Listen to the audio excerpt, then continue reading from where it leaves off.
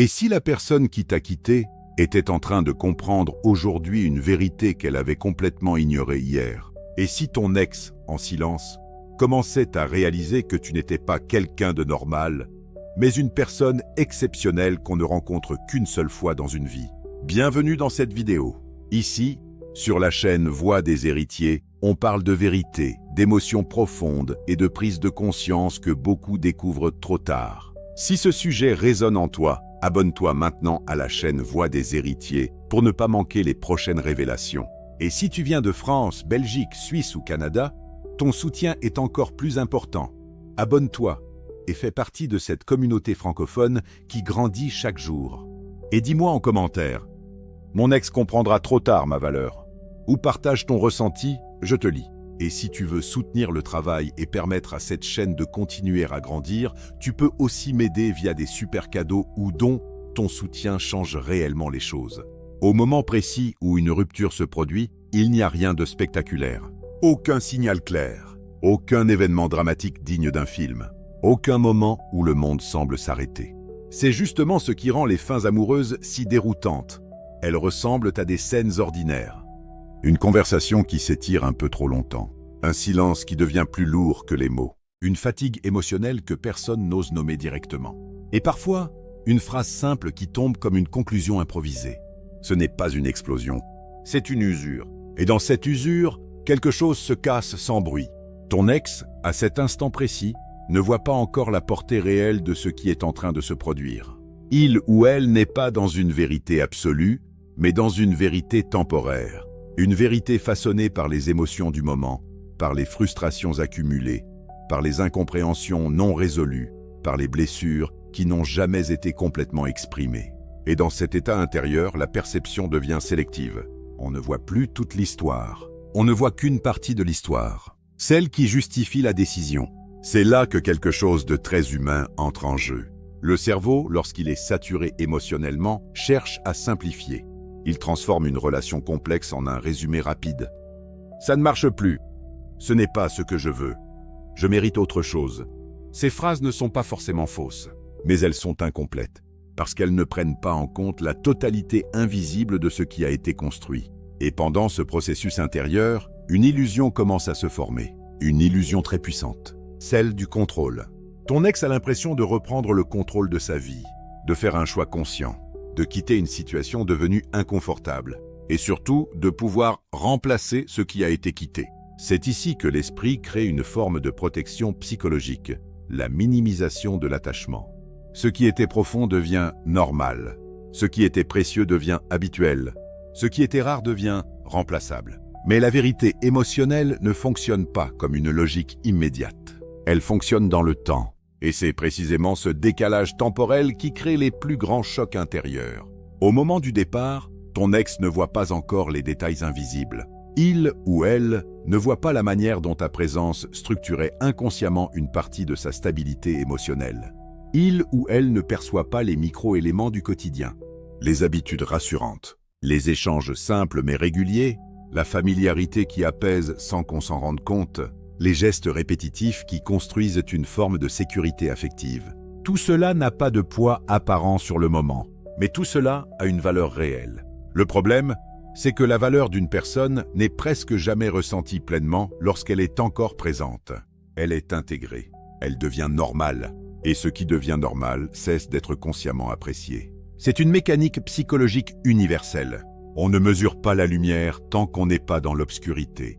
C'est pour cela que, dans les derniers instants avant la rupture, ton ex peut avoir une sensation paradoxale. D'un côté, une forme de tension intérieure, de confusion, de fatigue émotionnelle. De l'autre, une conviction progressive que partir est la solution la plus simple. Et dans ce mélange, la décision semble logique, presque évidente.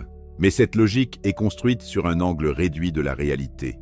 Parce qu'à cet instant précis, l'esprit n'intègre pas encore ce que signifie réellement l'absence. Il ne voit pas encore le vide qui va se créer. Il ne voit pas encore les moments où il cherchera inconsciemment ta présence dans des situations où tu étais habituellement là. Il ne voit pas encore les instants où une simple habitude deviendra un manque silencieux. Et c'est là que commence le basculement invisible. Le départ n'est pas encore une perte ressentie. C'est une décision intellectuelle, une séparation encore abstraite. Quelque chose qui existe sur le plan des idées, mais pas encore sur le plan du vécu. Ton ex part donc avec une impression particulière, celle d'avoir fait un choix raisonnable, un choix qui semble équilibré, un choix qui semble tourner vers l'avenir. Et dans cette perception, une pensée s'installe doucement. Je vais avancer, je vais trouver mieux, je vais reconstruire autre chose. Cette projection donne une sensation de liberté immédiate, mais elle ne prend pas en compte une dimension essentielle. La mémoire émotionnelle ne disparaît pas avec la décision. Pendant ce temps, de l'autre côté de la rupture, la réalité est différente. Parce que pour celui ou celle qui reste, le choc n'est pas une idée. C'est une sensation, une discontinuité, une rupture dans la continuité de la vie quotidienne. Et le cerveau, face à ce type de choc, ne comprend pas immédiatement. Il cherche des explications, il rejoue les conversations, il analyse les derniers échanges, il tente de reconstruire une logique dans ce qui semble soudainement illogique. Mais il y a une vérité difficile à accepter dans ce type de situation. La rupture n'est pas toujours un événement unique. C'est souvent un processus invisible qui s'est construit dans le temps. Et le moment visible n'est que l'aboutissement de ce processus. Ton ex, lui ou elle, n'a pas encore accès à cette compréhension complète. Il ou elle est encore dans la phase où la décision semble être une solution.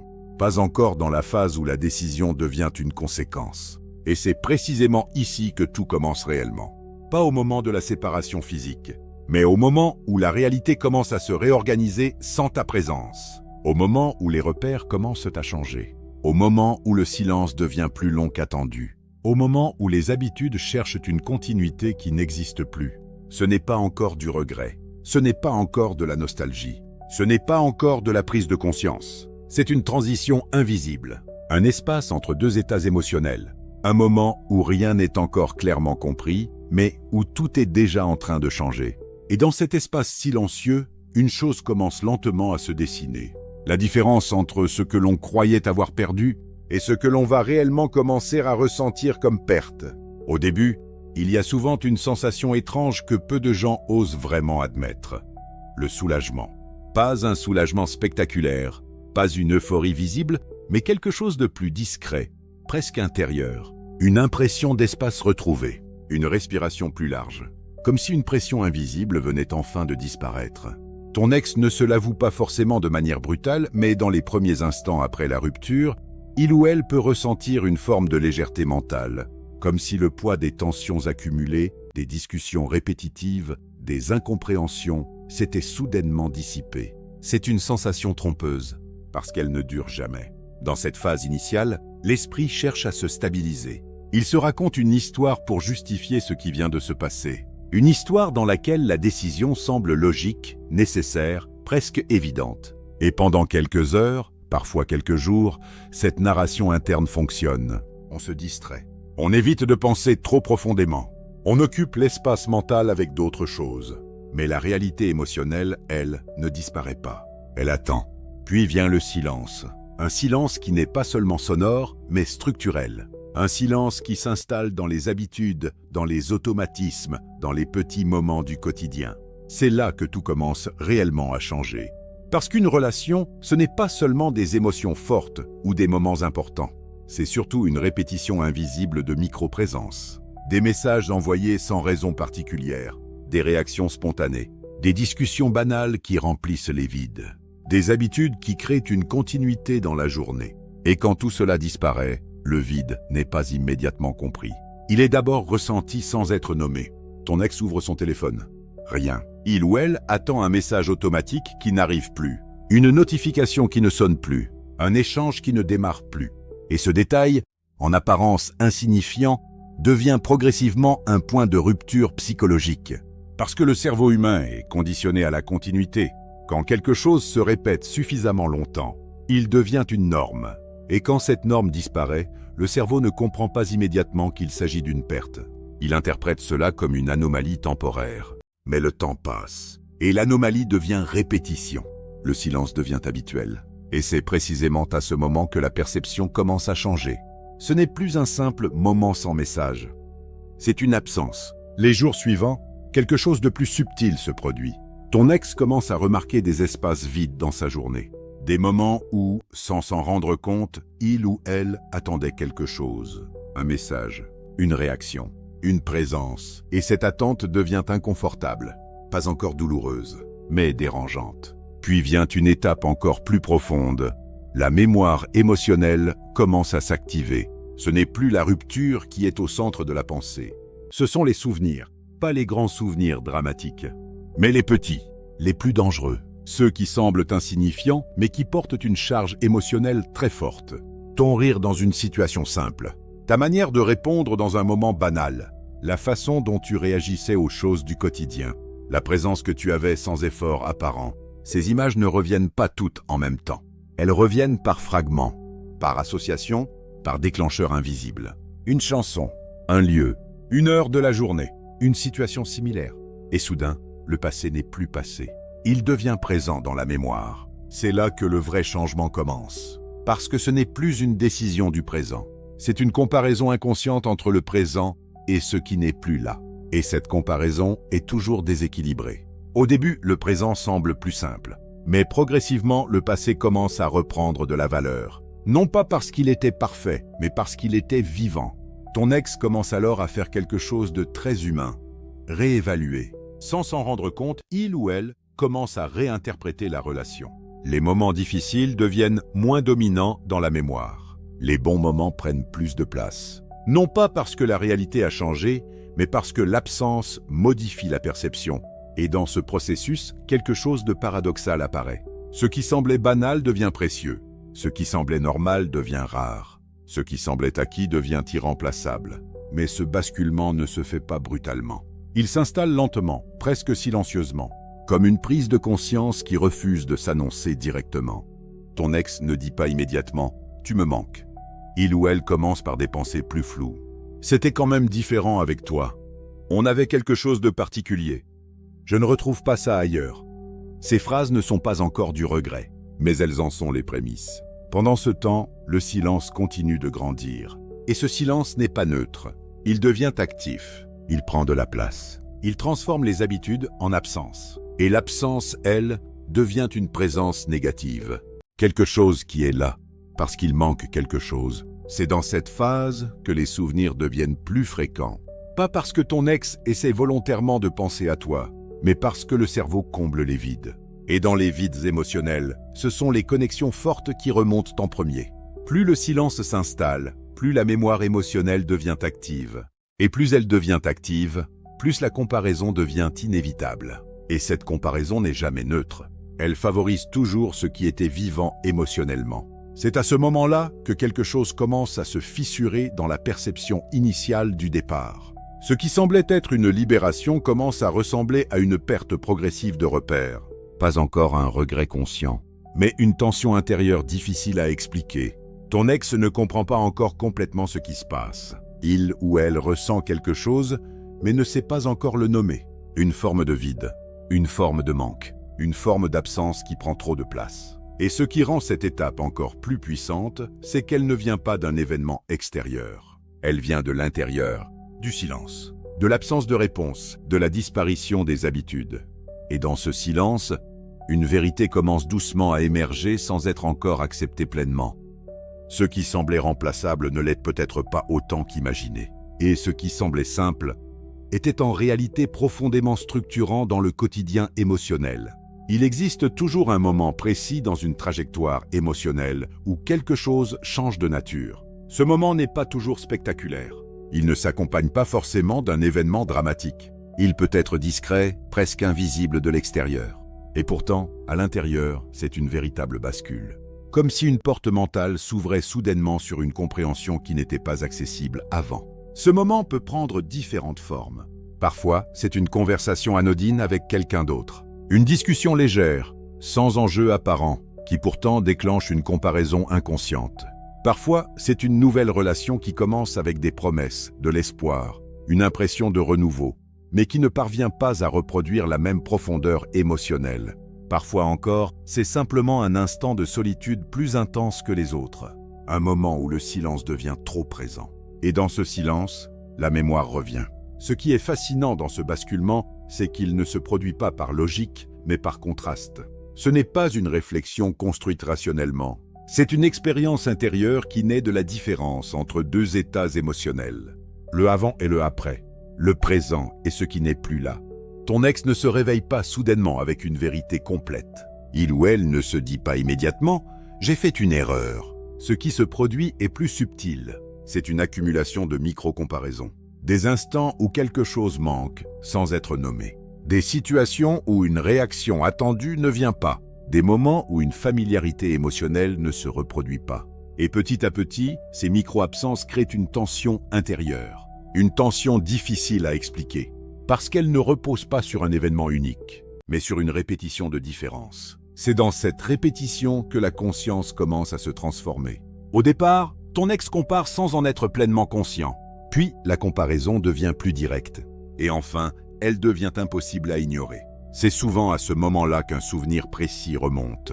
Pas un souvenir grandiose, pas un moment exceptionnel, mais un souvenir simple, un détail, une sensation, une présence, et ce souvenir s'impose avec une clarté nouvelle. Et dans cette clarté, une phrase intérieure peut apparaître, une phrase qui n'avait jamais été formulée ainsi auparavant.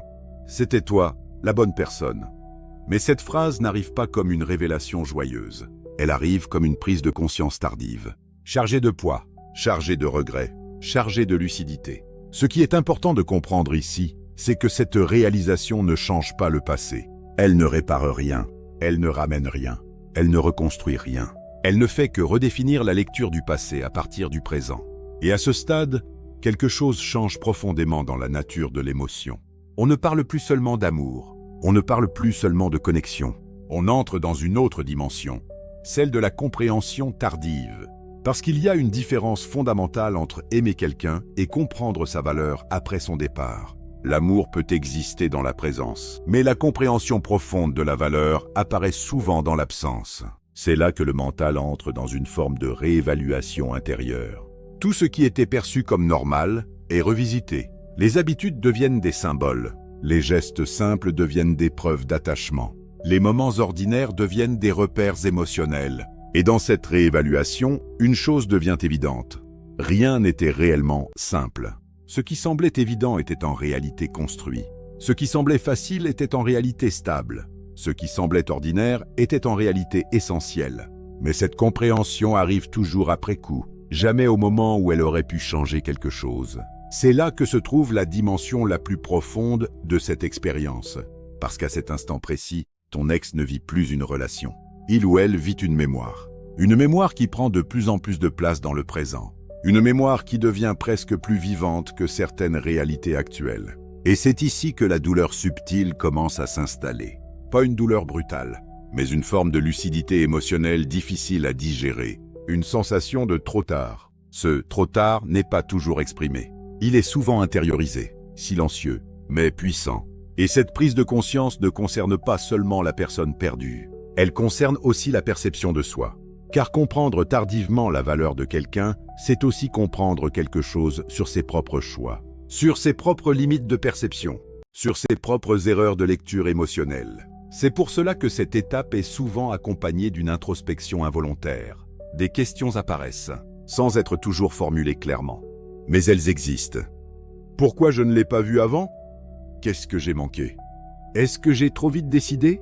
Et ces questions ne trouvent pas de réponse immédiate, parce qu'elles ne relèvent pas de la logique. Elles relèvent de la conscience émotionnelle. Pendant ce temps, la réalité continue d'avancer. Mais intérieurement, quelque chose reste figé dans le passé. Un moment, une personne, une présence, qui prend une nouvelle signification.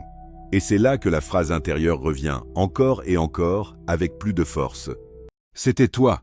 Mais cette phrase n'est plus une simple pensée. Elle devient un point de référence, un repère émotionnel, une vérité tardive qui colore la perception du présent. Ce basculement ne transforme pas seulement la manière dont ton ex te voit. Il transforme aussi la manière dont il ou elle comprend les relations en général. Parce qu'une fois que cette prise de conscience apparaît, elle ne disparaît pas facilement. Elle modifie durablement la lecture des liens passés et futurs. Et dans cette transformation silencieuse, une chose devient claire sans être explicitement acceptée. Ce n'est pas la présence qui définit la valeur, mais la compréhension de ce qui n'est plus là. Ce qui fait le plus mal dans certaines histoires humaines, ce n'est pas la perte elle-même. Ce n'est pas uniquement l'absence, ce n'est pas seulement le fait de ne plus avoir quelqu'un dans sa vie. Ce qui touche le plus profondément, c'est ce moment invisible où la conscience change de regard sur le passé. Quand ce qui était pris pour acquis devient soudainement précieux. Quand ce qui était banal devient irremplaçable. Et surtout, quand il devient évident qu'on n'a pas su voir à temps ce qui était pourtant sous nos yeux. Ton ex ne souffre pas uniquement de ne plus être avec toi. La douleur la plus silencieuse est ailleurs. Elle se situe dans une zone intérieure beaucoup plus subtile. Une zone où l'esprit rejoue les scènes du passé avec une nouvelle compréhension. Et dans cette relecture, chaque souvenir prend une signification différente. C'est là que naît quelque chose de très particulier. Le regret conscient. Pas un regret superficiel. Pas une simple nostalgie passagère. Mais un regret structuré par la lucidité. Un regret qui ne peut plus être ignoré, parce qu'il est nourri par la comparaison entre ce qui a été vécu et ce qui est désormais compris. Et dans cette prise de conscience, une idée revient avec insistance. Je n'ai pas su reconnaître ta valeur au bon moment. Cette phrase, même si elle n'est pas toujours formulée clairement, devient une sensation intérieure persistante. Une sorte de vérité qui s'impose progressivement. Mais ce moment ne vient jamais seul. Il ouvre une porte intérieure. Et derrière cette porte, un phénomène psychologique puissant se déclenche. Le miroir du passé. Dans ce miroir intérieur, ton ex ne voit plus seulement la relation. Il ou elle voit aussi ses propres décisions, ses propres réactions, ses propres limites émotionnelles. Et ce regard sur soi n'est pas toujours confortable, parce qu'il met en lumière des choix faits dans l'ignorance de certaines conséquences. C'est dans ce miroir que naissent les « et si ». Et si j'avais été plus patient? Et si j'avais mieux compris? Et si j'avais vu plus tôt ce que j'avais réellement? Et si je n'avais pas laissé partir cette personne? Ces questions n'ont pas pour but de changer le passé. Elles n'ont aucun pouvoir sur la réalité déjà vécue. Mais elles ont un pouvoir immense sur l'état émotionnel présent, parce qu'elles maintiennent la conscience dans une tension entre le passé et le présent. Et dans ce processus, les souvenirs reviennent. Mais ils ne reviennent pas de manière neutre. Ils reviennent filtrés par la nouvelle compréhension. Ce qui était autrefois oublié devient soudainement important. Ce qui était négligé devient central. Ce qui était ordinaire devient unique. Ton ex commence à revoir des moments simples, des gestes, des conversations, des silences partagés. Et ces éléments prennent une nouvelle profondeur. Ils ne sont plus des souvenirs isolés. Ils deviennent des preuves émotionnelles. Mais pendant que ce mouvement intérieur se produit chez ton ex, une autre réalité existe de ton côté. Une réalité totalement différente. Parce que toi, pendant ce temps, tu changes. Sans bruit, sans validation extérieure, sans besoin de reconnaissance immédiate. Ce changement n'est pas seulement émotionnel, il est aussi identitaire. Tu ne restes pas figé dans la version de toi que cette relation a connue. Tu évolues, tu te reconstruis, tu te redéfinis. Et ce processus n'est pas linéaire. Il est parfois difficile, parfois libérateur, parfois silencieux, mais il est profond. Tu commences à comprendre des choses que tu ne voyais pas avant. Tu commences à observer tes propres besoins avec plus de clarté. Tu commences à reconnaître ce que tu acceptes et ce que tu refuses désormais. Et cette prise de conscience change ton rapport à toi-même. Là où auparavant il pouvait y avoir dépendance émotionnelle, il y a progressivement de l'autonomie. Là où il y avait attente, il y a compréhension. Là où il y avait besoin de validation extérieure, il y a construction intérieure. Et c'est là que quelque chose de puissant se produit. Tu ne deviens pas seulement plus fort, tu deviens plus conscient, plus aligné, plus stable dans ta propre présence. Et pendant que ce processus se déroule, une distance invisible se crée entre deux réalités. Celle de ton ex, qui commence à comprendre, et la tienne, qui commence à avancer. C'est ici que le paradoxe devient évident. Parce que souvent, la reconnaissance arrive en retard. Ceux qui n'ont pas su voir ta valeur au moment où tu étais présent, commencent à la voir, uniquement lorsque tu n'es plus dans leur réalité immédiate. Et ce décalage crée une tension étrange. D'un côté, une prise de conscience tardive, de l'autre, une transformation en cours. Ton ex te voit différemment maintenant. Mais toi, tu n'es déjà plus la même personne. Et c'est cela qui rend cette dynamique si particulière. Ce n'est pas seulement une histoire de perte. C'est une histoire de décalage temporel entre deux évolutions. Pendant que l'un comprend ce qu'il a eu, l'autre apprend à ne plus avoir besoin de cette reconnaissance pour exister pleinement. Et dans ce mouvement silencieux, une vérité s'impose sans être dite. La valeur d'une personne ne change pas avec le regard des autres, mais avec la conscience que l'on développe soi-même en avançant. Alors maintenant, une question simple, mais pas confortable. Une question qui ne demande pas une réponse rapide, ni une réponse automatique. Une question qui demande un instant d'honnêteté intérieure. Est-ce que tu es encore en train d'attendre que quelqu'un réalise ta valeur? Ou est-ce que tu commences enfin à la reconnaître toi-même? Parce que cette question, en apparence simple, touche en réalité quelque chose de beaucoup plus profond. Elle ne parle pas seulement d'une relation passée. Elle parle de la manière dont tu te perçois. Elle parle de la dépendance invisible que beaucoup de personnes développent sans même s'en rendre compte. Celle d'attendre un regard extérieur pour valider leur importance. Pendant longtemps, beaucoup vivent avec cette attente silencieuse. L'attente d'être compris, l'attente d'être choisi, l'attente d'être reconnu par quelqu'un qui, un jour, dira enfin « Tu étais important ». Mais cette attente a un piège subtil, parce qu'elle place ta valeur dans les mains de quelqu'un d'autre. Elle transforme ton identité en quelque chose qui dépend d'une reconnaissance extérieure. Et tant que cette reconnaissance n'arrive pas, une partie de toi reste suspendue. Mais il y a un moment dans la vie où quelque chose change. Pas forcément de manière spectaculaire, mais de manière intérieure. Une prise de conscience, un basculement silencieux, une forme de réveil. Tu commences à comprendre que ce que quelqu'un n'a pas su voir ne définit pas ce que tu es. Tu commences à réaliser que le regard tardif des autres ne peut pas effacer ton évolution. Et surtout, tu commences à sentir que quelque chose en toi ne veut plus attendre. Parce que la vérité est là. Ceux qui partent trop tôt reviennent souvent trop tard dans leur compréhension. Mais cette phrase ne doit pas être vue comme une revanche. Elle ne parle pas de vengeance. Elle ne parle pas de fierté blessée. Elle parle simplement du temps. Du décalage entre la prise de conscience des autres et ton propre chemin intérieur. Quand quelqu'un quitte ta vie en ne voyant pas pleinement ta valeur, il ou elle avance avec une perception incomplète. Et cette perception peut évoluer avec le temps. Mais pendant ce temps-là, toi aussi tu évolues. Et c'est là que se crée un écart invisible. Un écart qui ne concerne pas seulement la distance entre deux personnes, mais la distance entre deux états de conscience. D'un côté, une personne qui commence à comprendre. De l'autre, une personne qui a déjà changé. Et dans cet écart, quelque chose devient évident. La reconnaissance tardive ne peut pas rattraper une transformation déjà accomplie. Parce que toi, tu n'es plus la même personne qu'avant. Et ce point est essentiel. Tu n'es plus uniquement défini par une relation passée. Tu n'es plus limité par une version ancienne de toi-même. Tu n'es plus enfermé dans une perception qui dépendait du regard de quelqu'un d'autre. Tu as traversé quelque chose. Tu as compris quelque chose. Tu as changé intérieurement, parfois sans même t'en rendre compte immédiatement. Et ce changement ne se voit pas toujours à l'extérieur. Mais il se ressent dans tes choix, dans ta manière de penser, dans ta manière de réagir, dans ta manière de te positionner face à la vie. Tu ne cherches plus forcément à être validé. Tu ne cherches plus à être confirmé. Tu ne cherches plus à être choisi pour exister. Tu commences à exister par toi-même. Et cette nuance change tout. Parce que la vraie victoire, ce n'est pas d'être reconnu après coup. Ce n'est pas d'être regretté. Ce n'est pas d'être comprise trop tard.